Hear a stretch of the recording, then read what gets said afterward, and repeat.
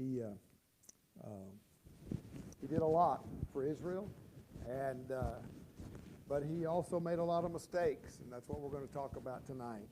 So you find his story from Judges chapter 13 to Judges chapter 16, and this story is a tragic one. Matter of fact, one of the most tragic in the Bible. And I said this last week, but it's the story of a man that God gave special gifts to, and he even used him in the beginning, but because of his sin and his disobedience, his life came to a tragic end. And there's lots of lessons that we can learn from the story of Samson. Samson is going to be one of Israel's judges for 20 years, is how long he will judge Israel. At the time, as it has been many times, Israel is being dominated and persecuted by the Philistines. Matter of fact, look at Judges chapter 13 and look at verse 1.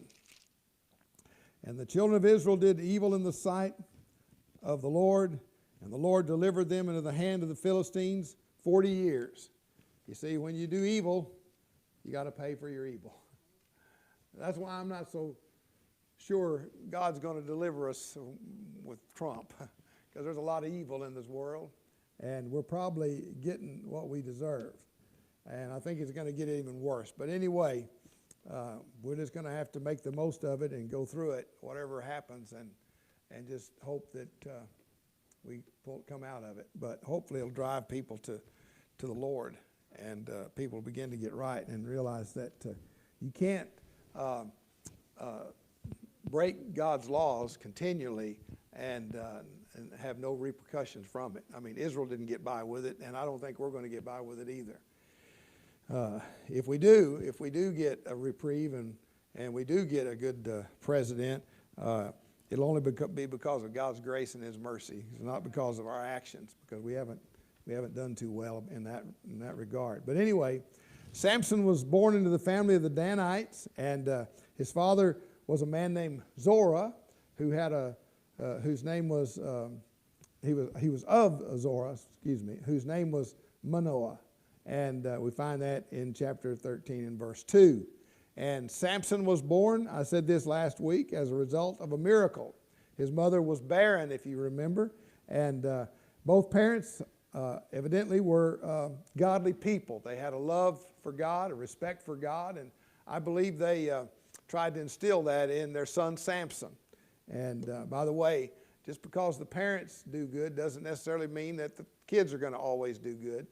And we all have seen that, and I'm just very blessed. My kids aren't perfect, but so far they haven't ended up in jail, so I'm thankful for that. But some people have lived really good lives and had terrible things happen, and they didn't deserve it. But like I said, you can lead a horse to water, but you can't make him drink. The same way with our kids. Sometimes we can't make them do right, even no matter how hard we try.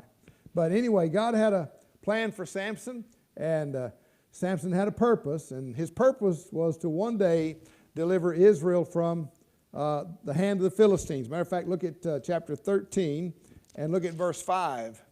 He said, he sends a message to the parents there. It says, "For lo, thou shalt conceive and bear a son, and no razor shall come on his head, for the child shall be a Nazarite unto God from the womb, and he shall begin to deliver Israel out of the hand of the Philistines." God was going to use him. That's what God used all these judges, Deborah and these others in the book of Judges that he used to deliver God's people. And so now he's going to use Samson. And sadly, though, you're going to see here later, maybe not tonight, I don't know if I'll get that far, but Samson will despise his heritage. He'll defy, I should say, his parents. He'll defile his body. He'll disregard God's warnings, and he'll deliberately play with sin. And the result of all that, as we've all know, if we've ever been in Sunday school, we find out Samson dies a horrible death. And so God, ironically though, gives him 20 years to overcome the enemy, yet he, in the end, we find, gets overcome by the enemy. I said that last week. And he's a perfect illustration of what Paul was talking about in 1 Corinthians. Go back to 1 Corinthians chapter 9. We'll look at it again.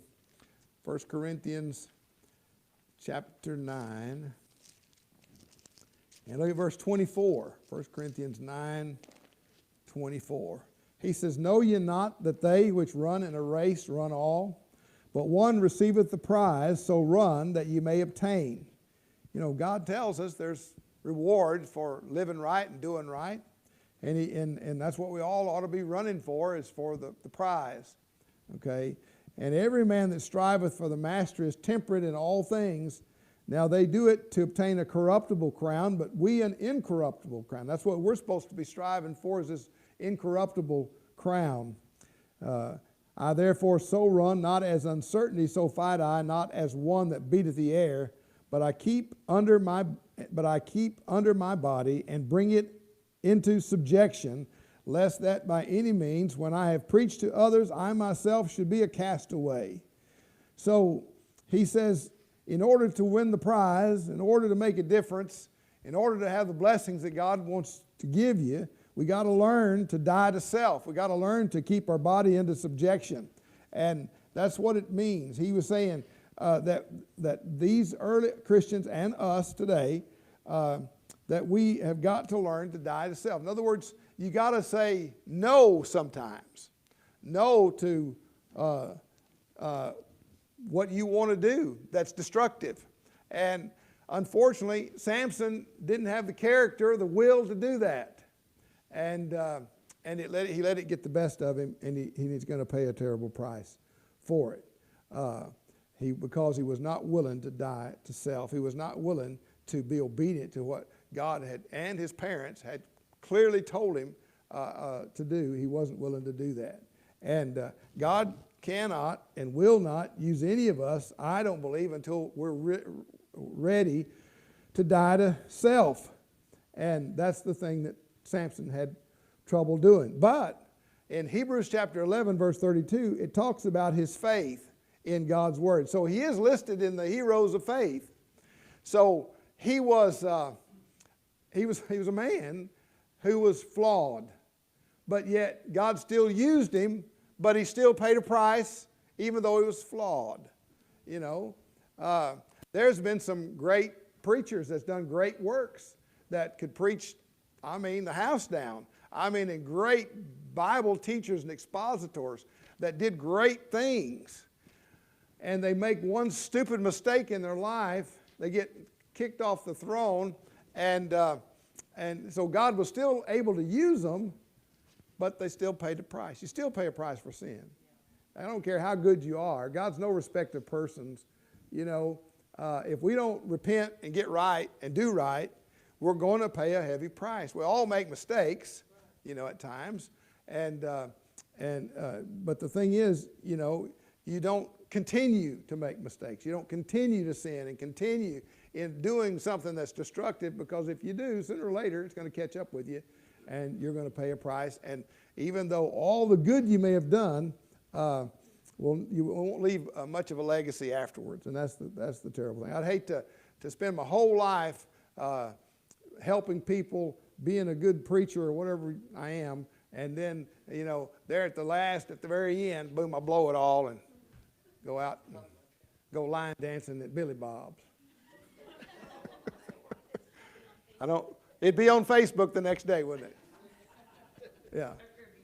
And I hope that I got enough character that I may joke about it, but hopefully I'm not going to ever do that. And if you think I am, well, stop me before I make a terrible mistake. Okay. Because it wouldn't be good. But anyway, it'd be fun, but it wouldn't be good. But Samson had faith, like a lot of us have faith, but the problem was Samson didn't have a lot of character. See? If you got character, you'll say no to certain things. And he wasn't willing to say no. That's why Paul wrote, look at 1 Corinthians chapter 10.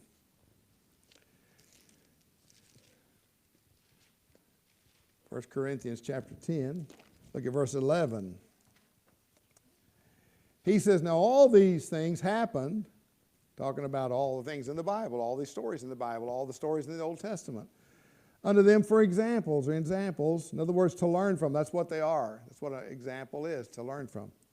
That they are written for our admonition, upon whom the ends of the world are come. Wherefore, let him that thinketh he standeth take heed lest he fall. Got to be careful, because I don't care who you are, how strong you think you are, anybody, the right person, the right circumstance, the right time can mess up. That's why we got to be careful. He says, there hath no temptation taken you, but such as is common to man, but God is faithful, who will not suffer you to be tempted above that which ye are able, but will with the temptation also make a way to escape. I believe we're all tempted, but if we would look for it, God will give us an escape. But sometimes we don't want to escape, and that's the problem. We like it. We say, I don't want to get out of it. And then you mess up. You got to learn.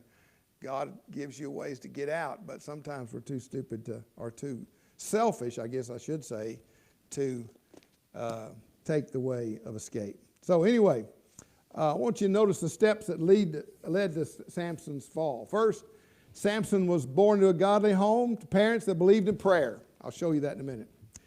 He was a special gift to them, and another thing, he was a special gift to the nation of Israel. He had a father who prayed.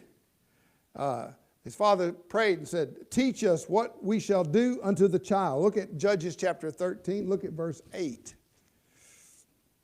Then Manoah entreated the Lord and said, O my Lord, let the man of God which thou didst send come again unto us, and teach us what we shall do unto the child that shall be born. So he's asking this person that came and gave him the message about Samson, tell us, Lord, what we should do with him.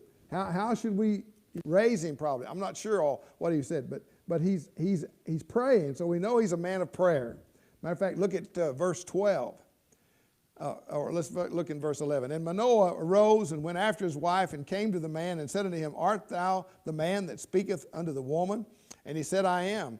And Manoah said, now let thy words come to pass. How shall we order the child, and how shall we do unto him? In other words, it teaches how to bring him up. And of course, they wanted to be. He needed to be brought up in the fear of and admonition of the Lord. And his parents feared God and respected God. And I believe they tried to instill that into little old Samson. And I think they did to a certain degree. But look at verse 15, chapter 13 of Judges. Go down to verse 15. And Manoah said unto the angel of the Lord, I pray thee, let us detain thee until we shall have made ready a kid for thee. He says, and the angel of the Lord said unto Manoah, though thou detain me, I will not eat of thy bread. And if thou wilt offer a burnt offering, thou must offer it unto the Lord. For Manoah knew not that he was an angel of the Lord. And Manoah said unto the angel of the Lord, what is thy name? And when thy saying come to pass, we may do thee honor. And the angel of the Lord said unto him, why askest thou thus my name, seeing it is a secret? So Manoah took a kid with a meat offering and offered it upon a rock unto the Lord. And the angel did wondrously, and Manoah and his wife looked on. And it came to pass when the flame went up toward the heaven from off the altar, that the angel of the Lord ascended in the flame of the altar, and Manoah and his wife looked on it and fell on their faces to the ground. And basically what I'm trying to get you to understand or see here is that they were godly parents that had a respect and a love for God, and they wanted to be obedient to what God had wanted for their son. They were hoping that their son would be the same way. So Samson was to take on the vow of a Nazirite. Matter of fact, go back a little bit to Judges 13. We didn't look at it, but I'll show it to you now. He's asking him, well, look at verse 3. And the angel of the Lord appeared unto the woman and said unto her, behold, now thou art barren and bearest not, but thou shalt conceive and bear a son. Now therefore beware, I pray thee, and drink not wine nor strong drink, and eat not any unclean. For lo, thou shalt conceive and bear a son, and look at this, and no razor shall come on his head, for the child shall be a Nazirite unto God from the womb, and he shall begin to deliver Israel out of the hand of the Philistines. Then the woman came and told her father, saying, a man of God came unto me, and his countenance was like the countenance of an angel of God, very terrible. But I asked him not whence he was, neither told me his name. But he said unto me, behold, thou shalt conceive, and bear a son, and now drink no wine nor strong drink, neither eat any unclean thing, for the child shall be a Nazarite to God from the womb to the day of his death. So he was to be a Nazarite. The word Nazarite literally means separated one, or wholly surrendered to God. That's what he said. I want you to dedicate this boy and make a Nazarite of him who will be separated for my service, wholly surrendered to me. Go over to Numbers chapter 6. Numbers chapter 6. And we'll read a little bit more about this Nazarite vow. Numbers chapter 6. And the Lord spake unto Moses, saying, speak unto the children of Israel, and say unto them, when either man or woman shall separate themselves to vow of a Nazarite, to separate themselves unto the Lord. See, that's what Nazarite means, separate. And he shall separate himself from wine and strong drink. He shall drink no vinegar or wine or vinegar of strong drink, neither shall he drink any liquor of grapes, nor eat moist grapes or dried. All the days of his separation shall he eat nothing that is made of the vine tree, from the kernels even to the husk. All the days of the vow of his separation there shall no razor come upon his head until the days be fulfilled, in the which he separateth himself unto the Lord. He shall be holy, and shall let the locks of his hair, of the hair of his head grow. All the days that he separated himself unto the Lord, he shall come at no dead body. So this was what Samson, you have to read all the 27 verses to figure out all of it. But Samson was to be separated, and his separation was to include some things, very important things. One of them was he was to not drink strong drink. He was not to touch a dead body, or also he was not to cut his hair. In other words, his mark of dedication would be his uncut hair. And that's the way Samson was raised. He was raised to believe that and to live that way. And he did, but he didn't do it the whole time. And it's what cost him his life and caused him to have the legacy that he had. And so the life of Samson, you're going to see, is one of the saddest stories in the Bible. But here's the thing. This is interesting. Many times that is said of him, more than anybody else in the Bible, it says the Spirit of the Lord came upon him. Again, matter of fact, it says it in Judges 13:25, in Judges 14:6, in Judges 14:19, and in Judges 15 and verse 14. If we had time, we'd go read them all. But every one of those, it says the Spirit of the Lord came upon him. He was one of the greatest men of the Bible.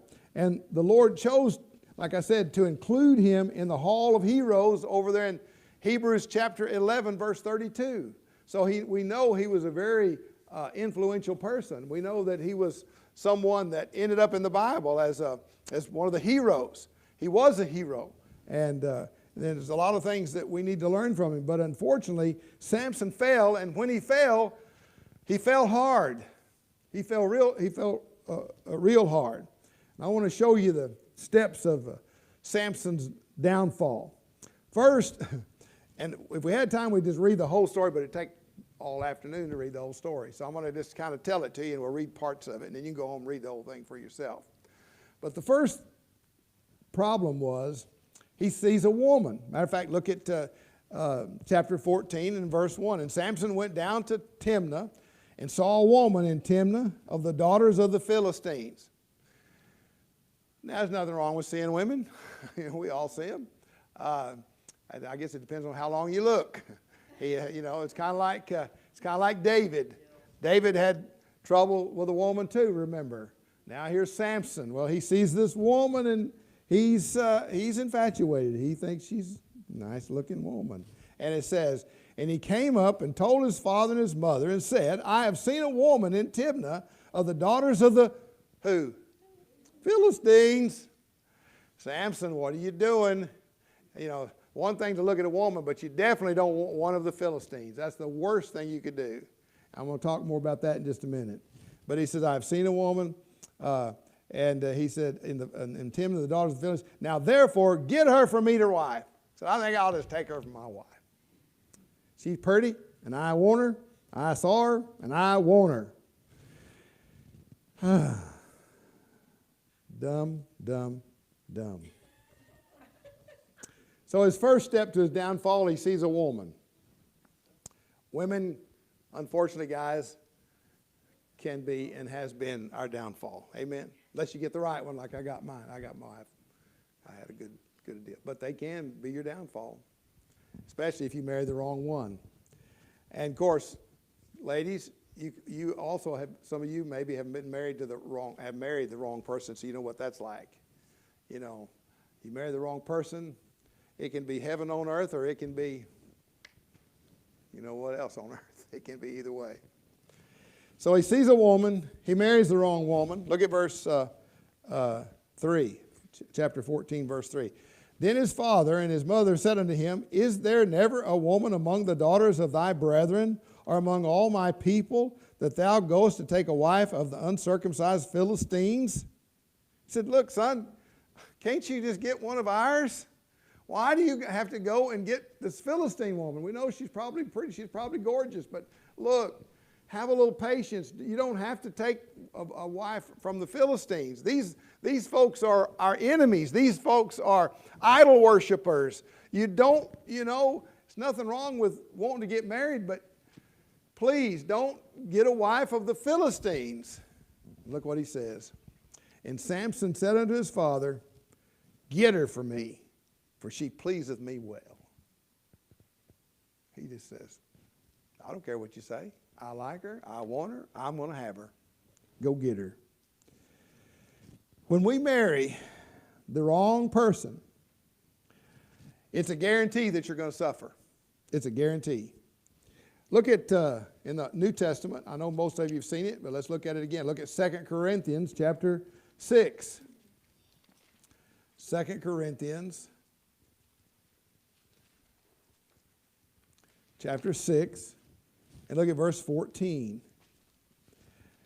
Very plain here. Be ye not, what? Unequally yoked together with who? Unbelievers. God tells us as Christians, don't marry someone that's not a Christian. I mean, you don't even have to pray about that. If you're single and some guy decides they want to date you, and by the way, dating sometimes leads to marriage, so I wouldn't date anybody I wouldn't be willing to marry, or at least think about it, you know. So, and so he says, don't be unequally yoked together, because if you marry someone who's not that's an unbeliever, you are automatically yoked up with unbelievers, and you are unequally yoked. Okay. He said, for what fellowship hath righteousness with unrighteousness, and what communion hath light with darkness? And what concord, that word concord means what harmony or what partnership hath Christ with Belial? Or that's another name for Satan. Or what part hath he that believeth with an infidel?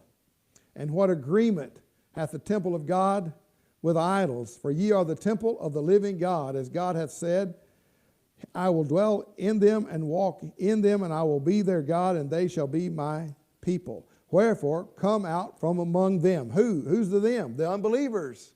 Very plain. Come out. In other words, don't make them I'm not saying be mean to them. We're still supposed to love everybody and be kind to people, but you don't yoke up with them, and you don't come and tell your mom and daddy, I'm marrying John Suggs if he's not a Christian.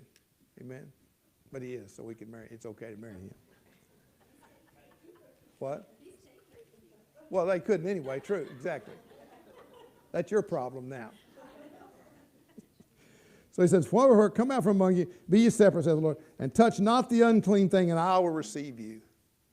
So tell your kids. Most of us are already married. It's too late for us. you know.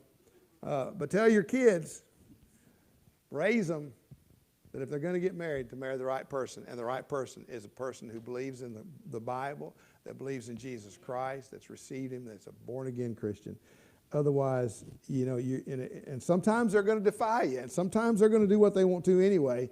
But at least try your best to tell them to marry a Christian. And so what I'm trying to say is, and we're going to have to quit pretty quick, but Samson was taught, I guarantee you he was taught that he shouldn't be messing with these Philistine women. I guarantee you he was, because it's all in the Old Testament. I want to show you some of those verses in just a minute. Over and over and over. This was something, I believe it was probably pounded in his head by his parents and his aunts, his uncles, and his family members. They all knew the scriptures, okay? But yet he chose to go against what he was taught. And you see, that's why we hear people say life is about choices, right? If you make the wrong choices, then sometimes you got to live with them, you know. And, you know, they can bring you a lot of grief if you make the wrong choices. So we got to learn to make right choices, even though sometimes, you know, it may not be what we want, but it's what's best, okay? It's what's best. But anyway, let me show you a few of them, and we'll look at them again next week. But first of all, turn in the book of Genesis, chapter 24. We'll start there. We'll show you a few. We'll go to about 5 after or so, just to give you a quick rundown of it. Genesis 34, and look at verse 10.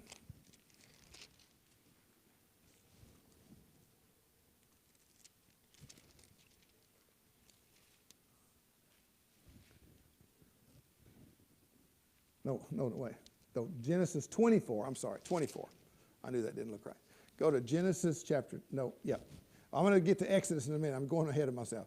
Go to Genesis chapter 24. That's what I'm trying to get you to see. Genesis 24 and verse 1. And Abraham was old and well stricken in age, and the Lord had blessed Abraham in all things. And Abraham said unto his eldest servant, now he's going to go get a wife. He wants to get a wife for Isaac. Okay. God had already led him out of the Ur of the Chaldees, and now he's had a son named Isaac. He needs to get a wife for Isaac. So look at verse 2. And Abraham said unto his eldest servant of his house, that ruled over all that he had, put, I pray thee, thy hand under my thigh, and I will make thee swear by the Lord, the God of heaven and the God of the earth, that thou shalt not take a wife unto my son of the daughters of the Canaanites among whom I dwell. He says, look, I'm going to send you to get a wife for Isaac, but I want you to promise me that you're not going to get a wife of the Canaanites. Why? Because they were heathens. They were idolaters. He said, look at verse 4, but thou shalt go unto my country and to my kindred and take a wife unto my son Isaac. He said, don't do it. Don't do it. Now, let me show you another one. Turn to Exodus chapter 34. Exodus 34 and verse 10. Exodus 34.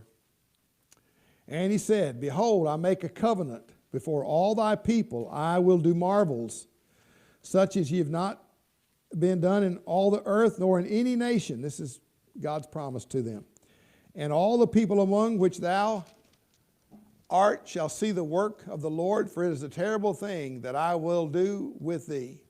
Observe thou that which I command thee this day. Behold, I drive out before you the Amorite, and the Canaanite, and the Hittite, and the Pezerite, and the Hivite, and the Jebusite. Take heed to thyself, lest thou make a covenant with the inhabitants of the land, whether thou goest, lest it be for a snare in the midst of thee. But ye shall destroy their altars, break down their images, and cut down their groves. For thou shalt worship no other God. See, he knew that if they intermingled with them, they'd be worshiping other gods. And he said, I don't want you to do that. He said, for the Lord, whose name is is a jealous God. He says, lest thou make a covenant with the inhabitants of the land, and they go whoring after their gods, and do sacrifice unto their gods, and one call thee, and thou eat of his sacrifice, and thou take of their daughters unto thy sons, and their daughters go whoring after their gods, and make thy sons go whoring after their gods, thou shalt make thee no molten god. So he's telling them, he said, when you get into the land, keep your boys away from them Amorite and Canaanite and Hittite and Pezerite and Hivite and Jebusite women. And keep your girls away from the boys that belong to the Hittites and the Pezerites and the Hivites. Because they will get married and they'll set up homes together, and then, one bad apple spoils a bunch. Very seldom when you get married do you change that person. They are what they are when you marry them. Okay? If they're not already living for God, they're probably not going to live for God just because you marry them. Okay? I'm not saying that could never happen, but very seldom does it happen. You usually become what they are. Okay? And so they knew that if they intermarried with these idolatrous people, that they would bring them into idolatry. And that's exactly what happened. And I got a lot more scriptures I want to show you on this. I just don't have time tonight. But one of the big mistakes of Samson was he finds this pretty little gal, and she just happens to be a Pezerite, and he said, she pleases me, and I want her, go get her. I'm going to take her for my wife. And he makes a terrible, that's his second mistake he makes. He makes a lot of them along the way. And eventually, he's going to pay a heavy price, and the price is going to be death. He's going to die because of what he's done. And it's just a matter of time. He did a lot of great things, and he won a lot of battles for Israel. But in the end, he got too selfish, basically is what it was. He got selfish, and he wanted what he wanted because he was more I'll talk about this too later, but he was more interested in pleasing himself than he was pleasing God. Get her, for she pleaseth me. Now, what kind of guy is that? That's selfishness. Don't matter what it does to anybody else. And that's why marriages are wrecked sometimes, because they don't care about nobody but them. It's all they care about, what they can get. And that's why children are hurt, and grandparents are hurt, and wives are hurt, and husbands are hurt. The lawyers get all the money from the divorce settlement. You know why? Mom said, I know this is true, but I got, a lot of stuff, just junk. And I've been able to have pretty much everything I wanted. I've told you that. You know why? Because I hadn't been married 4 or 5 times like some people have. I haven't had to pay thousands upon thousands of dollars to lawyers. I'm telling you, these lawyers aren't cheap. Am I right?